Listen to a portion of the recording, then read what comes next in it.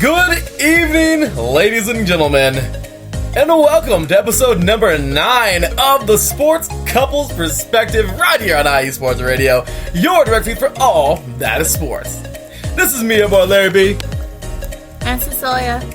And we are ready to bring you another awesome show. Tonight, we are, of course, in honor of March Madness that got underway yesterday. The first 4 is in the books. Or the first 4, I guess you should say, are in the books. And the round of 64 is officially underway. The final game is actually underway right now. Final game of the day. My goodness, we got a few minutes of the final game today. But it has been awesome. And in honor of March Madness, today we're talking pure basketball as we talk about a few different things. Unfortunately, all of them kind of negative. But I believe things should kind of change to, for the better, that is. So tonight we're talking about the one and done rule, the infamous one and done rule in the NBA. Why it's actually really stupid. Just really. It's not. It's really dumb. And on top of that, we are also talking about how the little schools kind of don't really have a chance at March Madness, which is really unfortunate, and maybe the tournament should be reconfigured, because I've never liked that. And on top of that, why the NCAA probation period is really stupid. So today, if you don't like the word stupid, maybe you shouldn't listen to the show, because I'm going to use that word a lot today. Maybe Cecilia will talk out of it. But with that said, y'all, we are ready to rock and roll. You ready, babe? Yeah. We're going to do this today. Alright, y'all, get ready, because we're coming at you live in just a few moments here. You are listening to the Sports Couples Perspective right here on IE Sports Radio, your direct feed for all that is sports.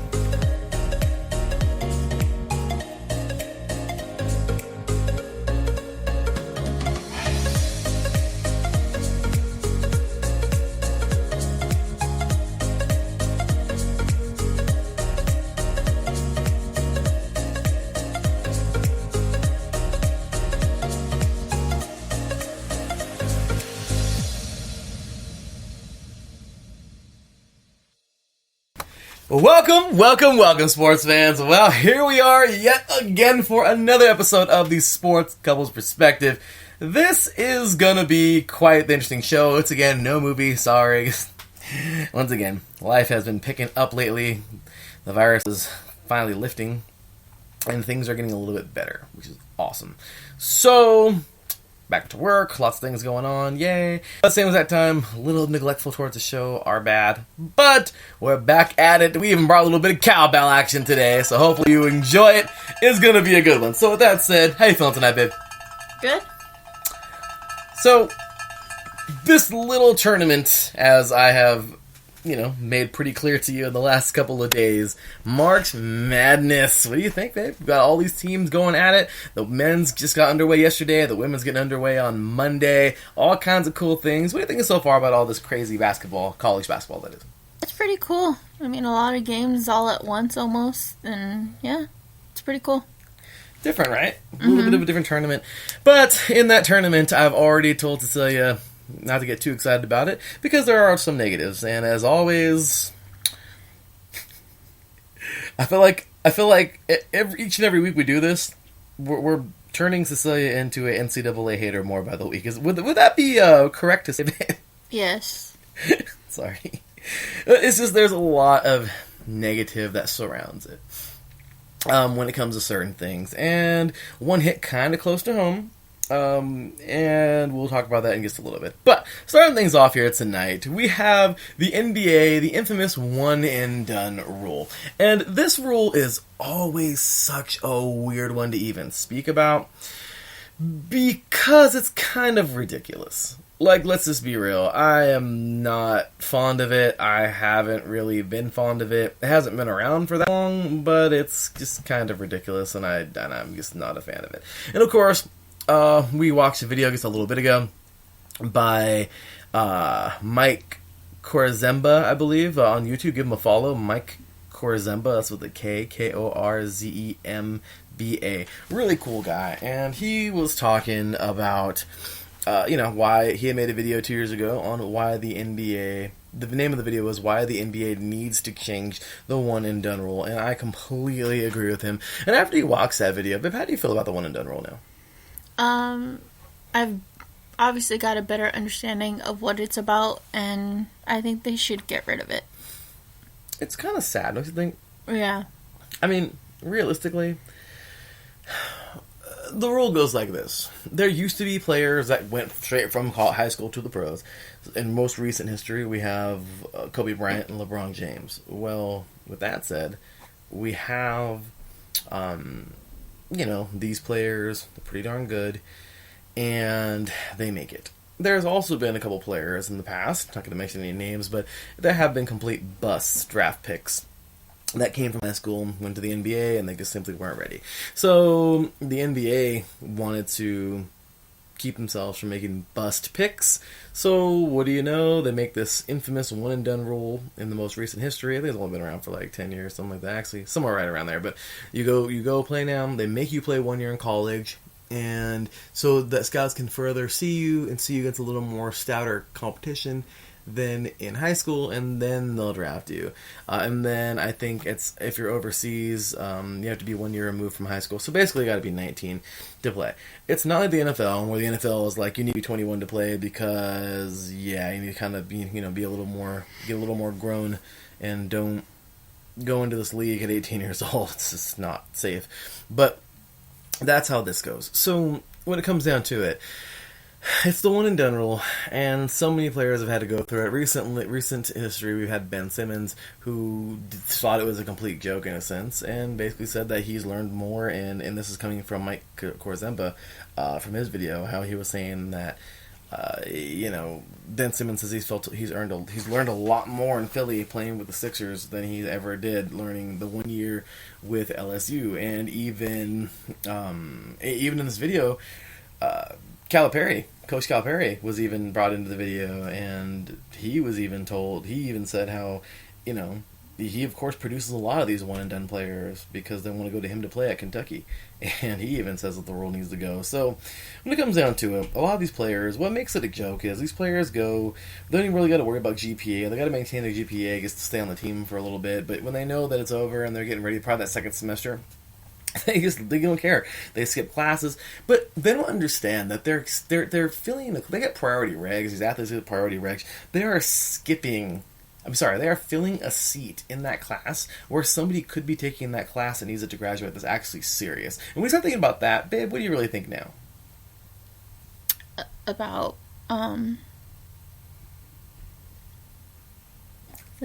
about the rule and how they're just basically filling a seat.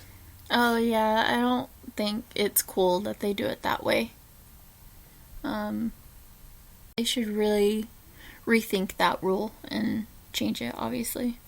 Well, yeah, but I was asking, like, don't you think it's kind of messed up, though, how these players are skipping class, kind of, and they're taking a spot in this class where somebody who could really need that spot is like one class away from graduating. This is like or one of the major classes they need, and they didn't end up getting it in their final semester because this basketball player that's not going to show up 50% of the time because he's using this college thing just to get to the NBA. Isn't it kind of messed up that one person got denied because they don't have priority regs? They got denied that class, and they have to graduate like a semester later, but that basketball player doesn't even care about that. Yeah, I mean, at that point, I feel like what's really the point of even just going to school for that year if you're just taking a spot or the class away from a student who's willing to work hard and get to, finish whatever they have to finish. Even though they're there at the school for a year, they should at least put some work into getting good grades in that class. I agree. And, it's not right. It really isn't. And some of these players, it's like, you know what? Let them. If they're going to go to the NBA and be a bust, let them be a bust. I mean, the NBA needs to wisen up, okay? If there's an 18-year-old kid that looks great, it's a gamble. Am I right? It's a gamble. Mm-hmm. It's a gamble. So whether they draft the next LeBron James, that's amazing, or they draft a kid who gets there and isn't that great, isn't that the team's fault for drafting that player? Yeah. Do they have to draft him? No. No, but they did it anyway. Yeah. So it's not fair that they're making these guys who feel that they're ready for the NBA. You know, it's not physical like the NFL. It's like they make them set themselves up for failure sometimes. In a sense, yeah, it really does seem like it. And sometimes it's not fair to them. It's not. And we've seen so many players, we've seen a lot of players go to the pros and be good, and then some not be so good. So it's really irritating. I'm very, very irritated with the fact that these teams can't, the NBA teams just have to have that, like, it's their say-so. And that's not fair because you're playing with somebody's life. Mm-hmm. You know?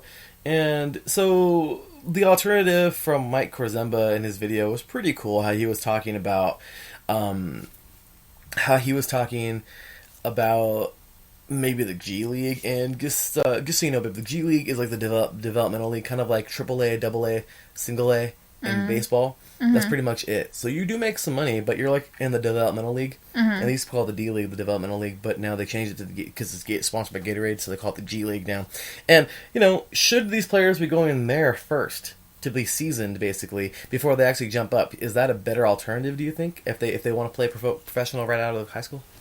Yeah, I think so. I mean, the more that they practice, I guess, with these games, the better they improve their skills and techniques and everything like that. And plus it helps them to get mature, too. I mean, these kids are so young after high school. I mean, they're not fully mature and, you know, developmentally.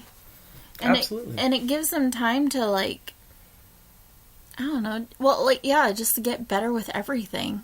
Instead of, you know, automatically putting them with the basically big dogs, and they're not fully ready for all that. Agreed. It's not fair. And some of these guys are ready, some of them aren't. But if you see, like, baseball, that's why they do that. If a kid gets drafted at 18 years old and gets to go play in the majors, he's not going to the majors. He got drafted by the team, but he's going to the minors. You're going to see this kid get drafted to the Dodgers, but he's going to go play for the single A team. You know what I mean? He's not going to go play for... He's not going to be right away and go into the Basically, he's working his way up from the bottom. Exactly.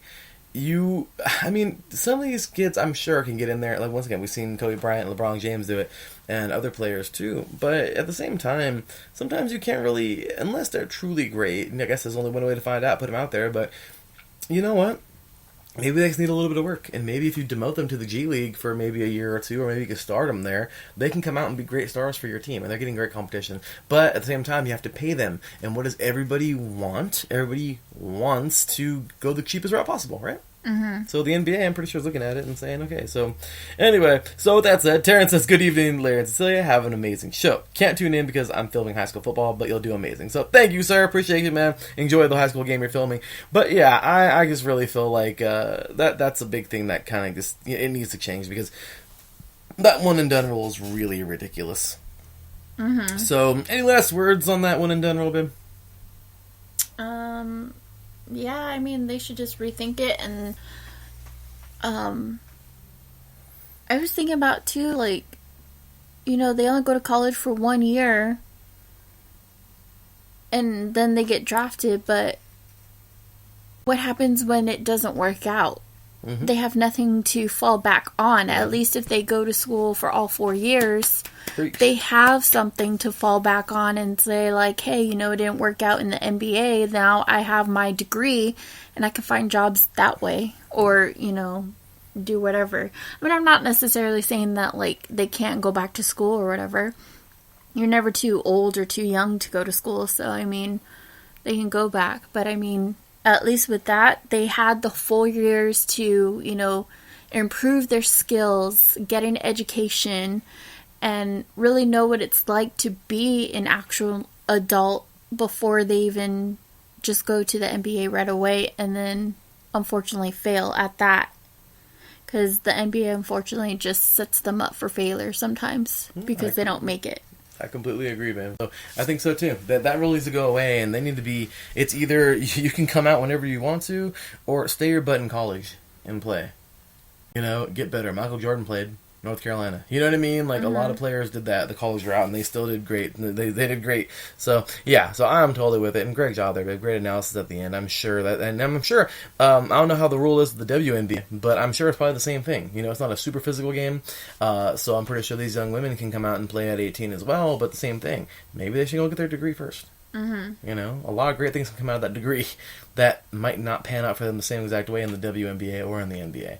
So once again, don't know if the NBA has that or not, but I do. So don't know if the WNBA has it or not, but I do know that the NBA has that. So with that said, next up on the docket tonight. Sorry, y'all, we're gonna a little speedy. Tonight should be a little bit of a shorter show.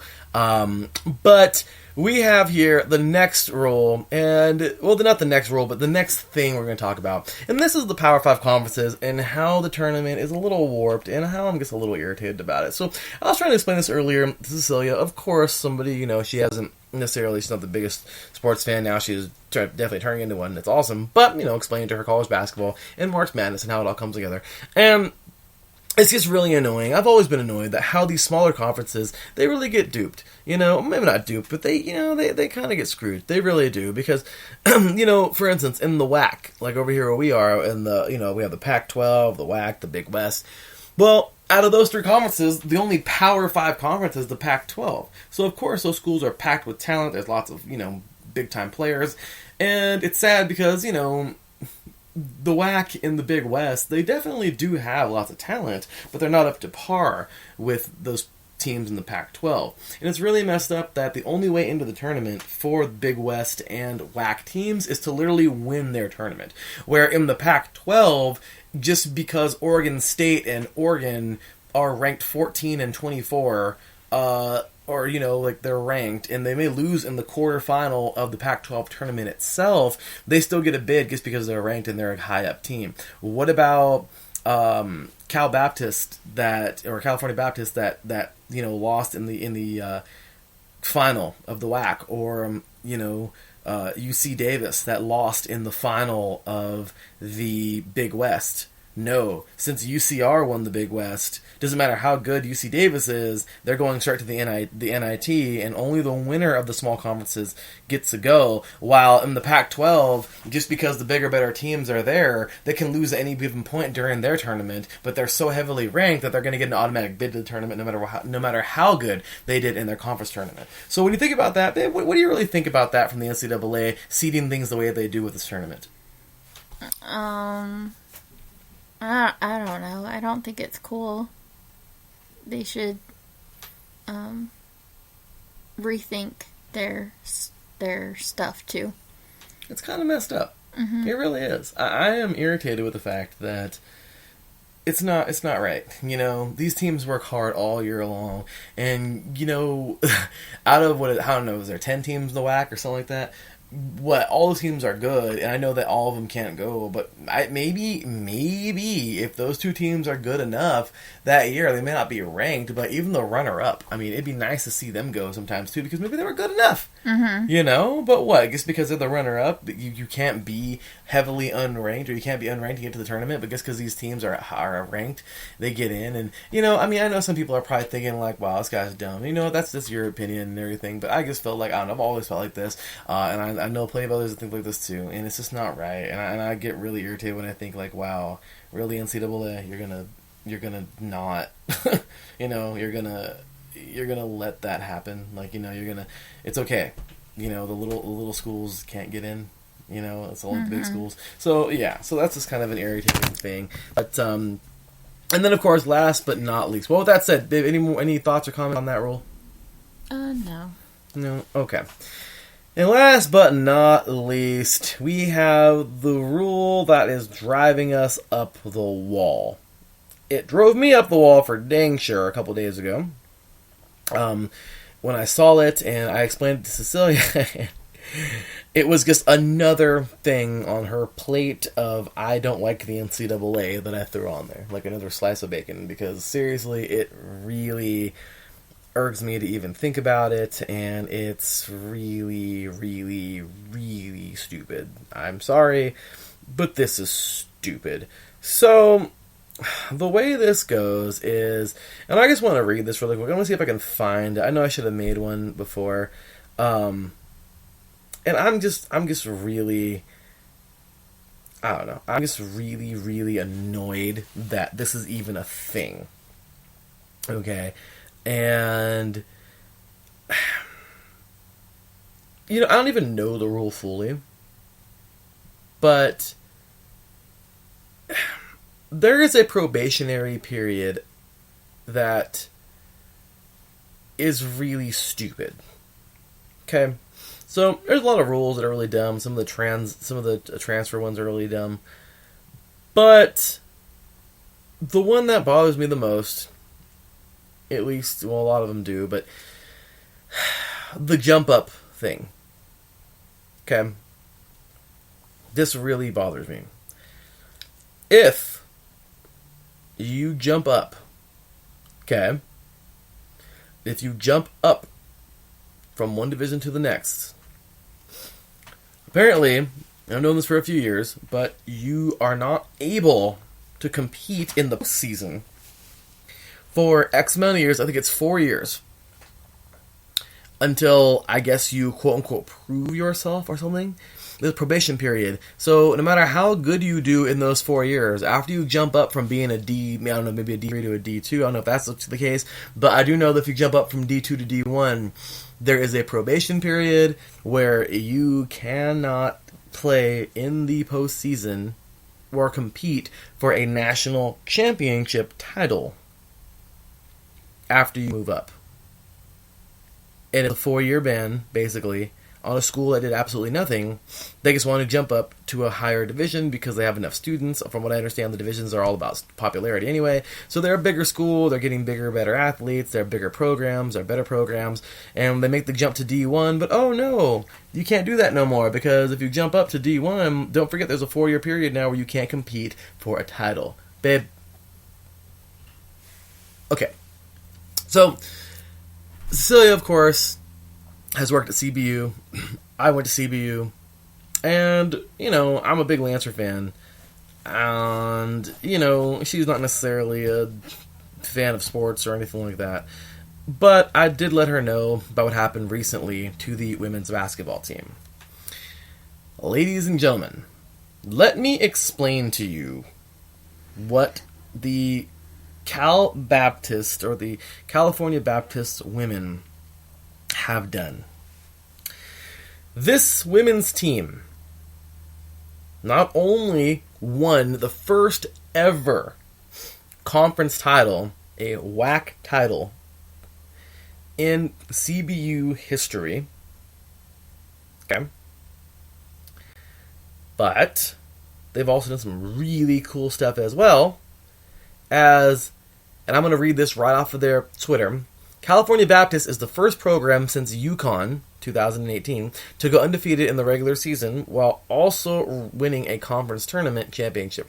No schools other than Baylor, Notre Dame, UConn, and now CBU have accomplished this since 1998.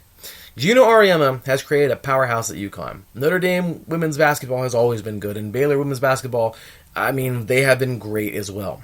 They are in great company, and now the Lady Lancers of California Baptist have joined that company, this 2020/2021 team.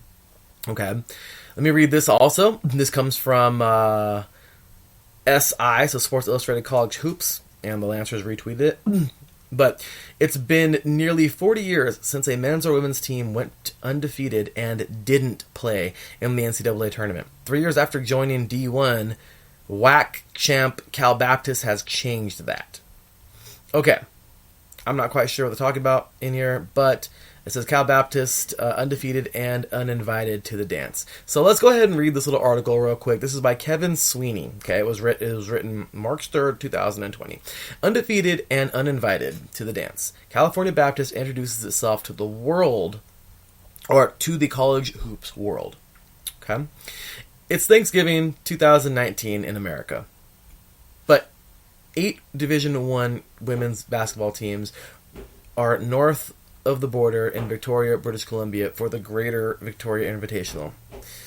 The nighttime matchup pits number 3 Stanford against California Baptist University. Seemingly a battle of sharks and minnows in the grad scheme of the sport. Stanford head coach Tara Vanderveeve has over 1,000 career Division I wins to her name. California Baptist, a Division I newbie, has 25. To make things more intimidating for the Lancers, one of Stanford's players is dunking in warm-ups. You don't usually see women dunk, but she's dunking. Okay, going in was like, this is going to be a mess. We don't have a post player, or we don't have a post. They're gigantic, we're little. CBU point guard and Oleda recalls. Hopefully I didn't butcher her name, but the the opposite happened. Oh yeah, sorry. The opposite happened. Cal Baptist, or California Baptist, in its second year in Division I, played the Cardinal tight from wire to wire. The Lancers rallied from 13 points down at the half to get within a point late in the fourth quarter before losing by 5. This actually happened in 2019, babe. Mm-hmm. The Lady Lancers actually took the number 1 team to just 5 points. It could have been a blowout, but they hung out and they freaking only played within 5 points. Okay.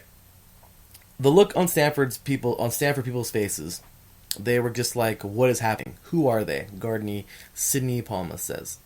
That's the best basketball memory I have. More people know who the Lancers are now. CBU is 20-0 this season. One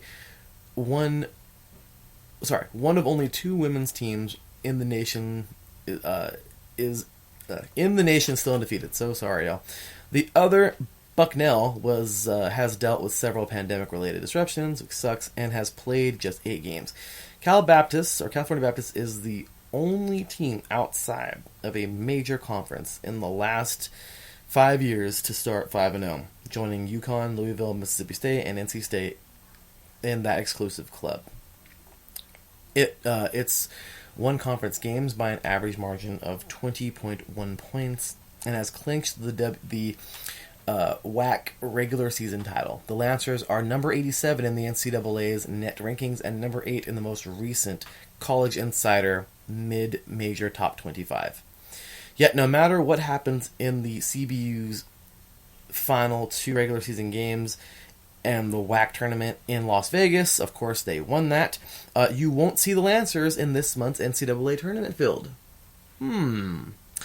But it's what is this? But it's though no fault of their own. Sorry. They didn't break any rules to earn themselves a postseason ban. They're simply too new to Division I, or to the Division I party, to get invited to the big dance. CBU is in their 3rd year of a 4-year transition period from Division II to Division I, and teams are not eligible to compete in the NCAA tournament during that time. I think it's something that the NCAA needs to look at, CBU head coach Gerard Olson says. I think 4 years a long time. It really penalizes the kids more than anything. Olson proposes that teams be allowed to make the NCAA tournament during the transition period, but won't receive the payout from the NCAA. Instead, that money could be distributed to the rest of the conference. But those changes take time. And for now, CBU is staring down a unique place in the NCAA record books. If it completes an undefeated season, it will be the first team in men's or women's college basketball to go undefeated and not reach the NCAA tournament since 1983, when Oral Roberts' women's team didn't qualify. Back then, the women's tournament featured only 36 teams. The Golden Eagles weren't in a conference and played almost half of their games against non-Division I teams. Even though they won't be able to complete their dream season in style, CBU's meteoric rise from NAIA power to a pair of D2 Final Fours in 5 years to now being on the brink of an undefeated D1 season is nothing short of remarkable, and all postseason hope isn't lost. The WINT has been in contact with California Baptist about playing in that tournament, a solid consolation prize. That's a really good goal for us, because I think that's a tournament we think we can get into and actually win a couple games, Alston says. The NCAA obviously would be amazing, right? But the reality is, it's kind of fun for about the first 5 minutes against UConn, right? Maybe magic would happen at some point, but in that situation, you're just trying to get there. And it's true. Okay, so final paragraph. Or actually, no, we got a little ways to go. Whew, a long article. Okay, so I'll let you guys read the rest of this thing because it's a lot to read. But you guys get the gist of it. A Sports Illustrated article by Kevin Sweeney, written March 23rd, 2021. And this is awesome. It's great. But overall, as you can see, Coach Alston from CBU is even saying, and it actually is kind of wrong, babe. Now that we've all talked about all that, and I've read, at least half of that article, what are your thoughts on that really, really stupid ban? Yeah, that ban is really dumb. I don't know why. It feels like like they're being penalized for no reason. Obviously they've proven that they, are doing a good job, and, they won and everything. Not just for them, but like for everyone else in any sport who has to go through that. It sucks. Why should they be penalized for, doing a hard work and winning, and then they can't even compete? So like all the other games after that, it's just really them practicing because it's a 4-year ban. It's very devastating. It is very devastating, and it is very unfortunate. This was written before CBU even won the title, and now here they are. They did win the title. They're good. They won it. And it's so unfortunate that these poor ladies, they work so hard. Ladies and gentlemen, look at their record, okay? Let's look at what they were able to do. This is incredible. Okay, so we go here to the WAC, and we look at it, and my goodness, the standings. CBU, 14-0 in the WAC. They went 24-0 in the regular season. Okay, they had a perfect record, and they capped off with a WAC championship. Okay, they defeated GCU in the final, and it wasn't even close. CBU dominated Grand Canyon in the final, 78-60, and it was just a beatdown. Okay, they beat them. It was awesome. Great job to the Lady Lancers. And right now, they're actually up. Right now, they are in the fourth quarter with 1:08 to go in the first round of the women's NIT, and they're defeating the Lady Lobos of New Mexico. They could actually move on right now to the second round, and we're very proud of them. But it's just really sad that, though, yes, okay, we take a look at the championship, and we take a look at who went from the WAC. Well, let's take a look. We take a look at the trying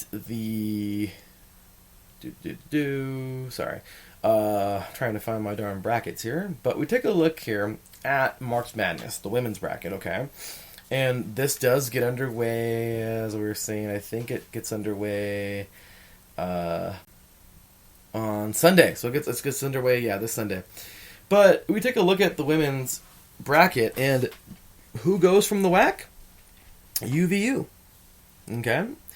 And that is Utah Valley. Utah Valley finished third. Grand Canyon didn't go because they lost in the final, but Utah Valley didn't even get to go because, they got to go because they weren't even in the final. They didn't lose. I guess, they were the runner-up in the WAC. They went 10-4 and 13-6. 10-4 and 13-6. The Lady Lancers went 14-0, 24-0. And if you think about this, GCU went 8-4, 18-7. Nobody was even close to how good the Lady Lancers did. But unfortunately, once again, the runner-up gets to go, and that's UVU, and they get to play Stanford. And that's a 16 seed versus a number 1 seed. So there's a little school versus the big school. Yes, Cal Baptist would have faced Stanford, and okay, that would have been probably a blowout. It would have been great to see the Lady Lancers stick with it. They freaking did it the first time. I had faith that they could do it again, but there's also that chance that it can be kind of nasty. I'm sorry for saying that, but it could happen. Who knows? But what I'm saying is it's more than likely going to be a loss. But if they were to pull it off, that'd be a great upset. I don't know if there's ever been a number 16 seed upset over a number 1 seed in the women's tournament. But overall, This is disheartening to see that Cal Baptist doesn't even get a shot. I mean, that's really messed up because of this probation period. So, and that's all sports. So, that right there is how it is. So, overall, what do you think, babe? Tell me closing statements about this entire thing. I mean, what do you think needs to be done? And really, I mean, the NCAA, now that we've made you probably not like it even more so, what do you think really needs to happen with this rule? They just need to get rid of it. It's not fair to anybody. I mean, obviously, they've given the time, hard work to get this good and to get to where they were at, that they shouldn't be penalized just because they moved up. I mean, it really doesn't make sense. I mean, don't they want their sports to improve? Don't they want, their players to get better and make it to, the big time leagues and make a name for themselves and, obviously for the school, because, the schools get to be mentioned during interviews and stuff like that. So it's just like the NCAA really needs to revamp their rules and regulations because they make it so unfair. And just knowing all of this and the rules and regulations that they have, it's just, to me, is it really worth being an athlete in college at least? Because they don't make it fun at all, in my opinion. I mean, obviously you're going to do whatever it takes to be an athlete because it's a sport that you love to play, but it doesn't make it fun when you have so many just things that hold, or, that they hold over you, really. Not just as an individual, but as a team. I agree. I couldn't agree more, babe. That is about as greatly said. Let's ring that cowbell right now, because that's about as real as it gets.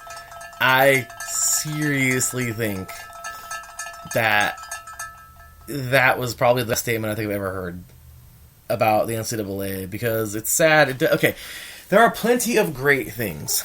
Okay, it gives you a chance to play college sports. Okay, it is an entire association. It is so many cool tournaments. I love the NCAA when it comes to all the awesome sports and everything like that. But all these little things, the bans, the really weird rules, it is so true. Cecilia hit it right on the head that it literally just makes things like, it just bums you out. Like, do you really want to be a college athlete? I mean, now you can kind of understand why some of these basketball players are just like one and done. Like, I want to, or they just want to go straight to the pros. Of course, it's the money. But at the same exact time, it's like, man, like, do you, like, you're going to go to play in the NCAA and know that there's a big chance. Well, not a big chance. I mean, of course, you do everything the way they want you to. But if anything happens, if you transfer schools, they have transfer rules. If you transfer too late, you don't get to play that year. You know that? Yeah, but guess what? That's another rule. And I saw it right now. And I was looking at the rules in the NCAA, but they have that rule. They have all these dang rules. And I get it. It's so you don't cheat the system. So you don't do a lot. But at the end of the day, sometimes you're not even trying to cheat the system.